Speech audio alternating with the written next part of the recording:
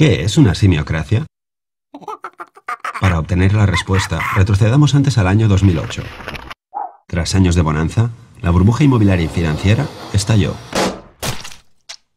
La bolsa se desplomó y la inmobiliaria Martín Safadesa protagonizó la mayor quiebra de la historia de España, dejando un agujero de 7.000 millones de euros a sus acreedores, en su mayoría bancos y cajas, que tuvieron que joderse y apañarse con su inmenso stock de suelo y viviendas sobrevaloradas.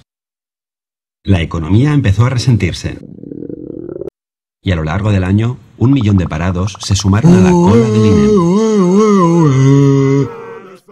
Ah, cierto, y España ganó la Eurocopa para regocijo de muchos, especialmente los jugadores, que pudieron facturar las primas por su victoria en Austria, sin que la Hacienda española rascara un céntimo. Llegó el 2009 y el presidente, en un arrebato keynesiano, anunció un ambicioso plan de estímulo incluyendo 8.000 millones de euros destinados a obra pública, que en su mayoría acabarían gastados en renovar aceras. El economista Keynes se revolvió en su tumba. ¡Así no!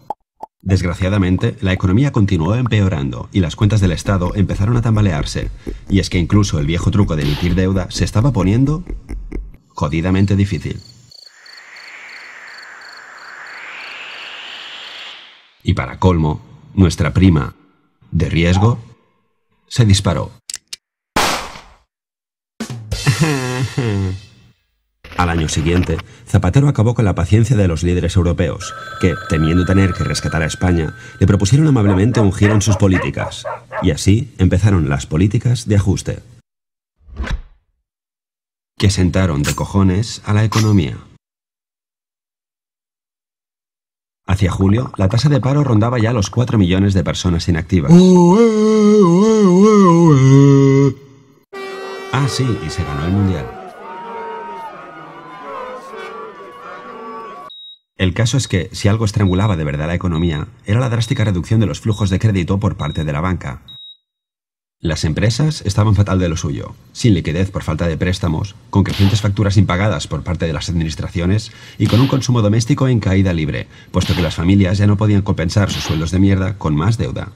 Lo raro en estas circunstancias era que el precio de la vivienda, en comparación con otros países con burbujas similares, cayera tan poco. ¿Pero por qué no bajas, jodida? Pues por muchas razones, y una de ellas se llama el maquillaje de balances. Bancos y cajas habían aceptado, como pago por las deudas de inmobiliarias en ruina, grandes cantidades de stock inmobiliario. El problema es que si querían deshacerse de ese stock sobrevalorado, debían ponerlo a la venta a precio post burbuja, cosa que constaría en sus balances como pérdida, y dejaría en evidencia su maltrecha contabilidad ante accionistas, inversores y competencia. Así que hicieron lo contrario. Mantuvieron su stock a precio hinchado, contribuyendo a sostener los precios, y se dedicaron a refinanciar la deuda de las inmobiliarias ad infinitum, convirtiéndolas en auténticos muertos vivientes. E incluso canjeando la deuda por acciones basura de esas mismas empresas zombies. Patada hacia adelante y a esperar a que la economía mejore. Mientras mostraban ante el Banco de España uno de los mejores resultados de la banca mundial. Pero en 2011 todo empezó a desmoronarse y empezaron a caer una tras otra diversas entidades que tuvieron que ser intervenidas, nacionalizadas o ayudadas con liquidez urgente a cambio de aceptar un plan de bancarizaciones y fusiones masivas.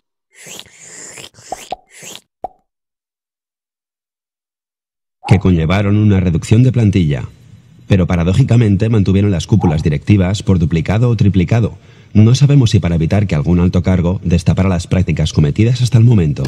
Fruto del clásico triángulo pasional. Que si A designa los cargos directivos de C, que si C es a su vez accionista de I, que si I financia la campaña electoral de A, que si A hace un plan urbanístico a medida de I, que si C financia el proyecto de I con el aval de A, que si I reparte maletines entre A y C. Con la crisis, el amor interracial no cejó. Que si tú me compras deuda del Estado cuando nadie la quiere, que si yo rescato hasta la más ruinosa de las cajas, que si el Estado avala tu emisión de deuda, que si yo indulto a un alto cargo tuyo condenado a cárcel, que si tú perdonas una deuda millonaria de mi partido, que si yo te presto la fianza para no ir a prisión preventiva. Por otra parte, algunos sectores que se sobredimensionaron durante la burbuja llevan toda la crisis apañándoselas para mantener su inviable tamaño, ya sea dejando de pagar Hacienda, recurriendo al rescate del Estado o falseando sus cuentas una y otra vez, hasta convertir el sector público y financiero español en poco más que un atajo de insolventes que se prestan dinero los unos a los otros, haciendo que muchos inversores extranjeros prefieran arrancarse los ojos antes que prestar un solo céntimo a este trupe de muertos vivientes. Mientras, nos acercamos a los 5 millones de parados y sufrimos un déficit descontrolado que obliga a más ajustes. Y ni siquiera el chorro de liquidez del Banco Central Europeo hacia nuestra banca ha conseguido hacer fluir el crédito hacia el resto, puesto que tras 4 años de patada hacia adelante, el agujero a tapar ya es descomunal.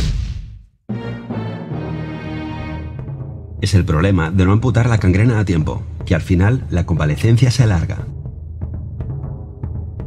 Habrá quien crea que nos gobiernan astutos villanos que controlan eficientemente nuestro destino. Pero yo soy más del principio de Hanlon. Vamos, que estamos gobernados por ineptos. ¡No! Y algún que otro simio.